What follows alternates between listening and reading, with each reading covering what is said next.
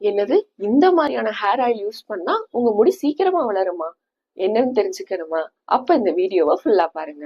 நான் எப்போதும் சொல்றதுதாங்க, ஒவ்வொருத்தவங்களுடைய hair type ஒவ்வொரு மாதிரி இருக்கும். நான் இப்போ 3 விதமான ஹேர் டைப் பத்தியும் அண்ட் அதுல நீங்க யூஸ் பண்ணக்கூடிய ஆயில்ல முக்கியமா சேர்க்கக்கூடிய ஹெர்ப்ஸ் பத்தியும் சொல்றேன், நோட் பண்ணிக்கோங்க. ஃபர்ஸ்ட் டைப் என்னதுன்னா, உங்களுடைய முடி பாக்குறதுக்கு ரொம்ப சில்கியா இருக்கும். லைட்டா எண்ணெய் வச்சா கூட நிறைய வச்ச மாதிரி இருக்கும். ஒரு மாதிரி பிசு பிசுப்பா இருந்துகிட்டே இருக்கும்.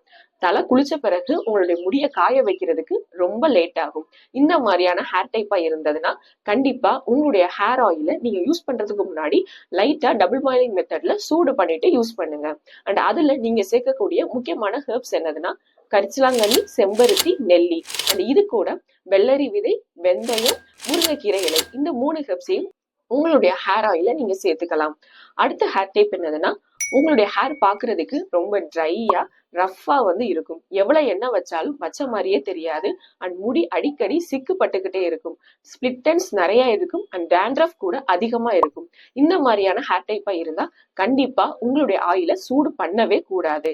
அண்ட் உங்க ஆயில நீங்க சேர்க்கக்கூடிய முக்கியமான ஹெர்ப்ஸ் என்னதுன்னா, கரிசலாங்கண்ணி, செம்பருத்தி, நெல்லி அண்ட் இது கூட கற்றாழை, வல்லாரை, பொன்னாங்கண்ணி, இந்த 3 இலைகளை நீங்க உங்க ஹேர் ஆயில சேர்த்துக்கலாம். அடுத்த ஹேர் டைப் என்னதுன்னா, பாக்குறதுக்கு ரொம்ப ஸ்மூத்தான ஸ்ட்ரென்த்தா இருக்கும். ரொம்ப ஹெல்தியான ஹேர் டைப்பும் கூட.